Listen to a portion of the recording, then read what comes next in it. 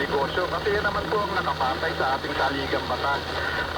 Nandun din po yung karapatan ng mga manggagawa sa jazz, share sa kanila pong sa fruits of production. Pero naroon din po naman yung pagsasabi na dapat iyakitin namin sa pag-regulate ng relationship ng workers at ng employers.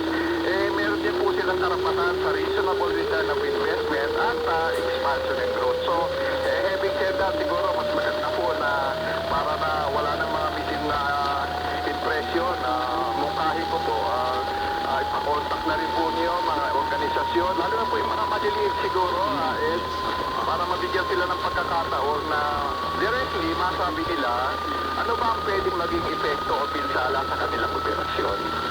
Pero nung pinag-uusapan ko ito, I'm sure lumutang na yan second off.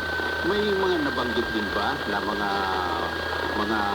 pwedeng gawin or intervention para hindi naman talaga ma-disrupt itong mga SMEs natin po na talagang sabihin natin medyo hindi kaya yung ganong kalaking aumento. May mga lumutang ng mga ideya ba, sir, kung anong pwedeng intervention na gawin?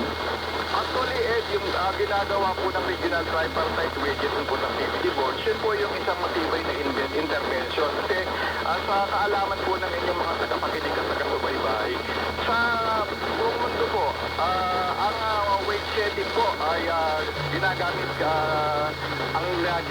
po na mekanismo tripartite para po meron talagang konsultasyon at makakita po ng formula na magkukonsider po ng interest ng manggagawa at interest ng mga namumuhunan. Kaya nga po sa mga investors po, tinatanaw po nila yung mekanismo na yan, may kinalaman sa pagdadagdag ng sweldo ng mga sa minimum.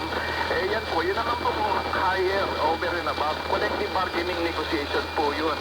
O kaya naman usapan sa pagitan ng manggagawa at namumuhunan, karagdagang mga benepisyo at karagdagang sweldo. Yun po yung intervention. Kaya nga po, sa tingin namin kung hindi pa po namin naman nakikita yung final na version sa BICAM. So, hindi pa po ako makapag-specifically komento ano bang moving forward, kung yan po ay maisabatas.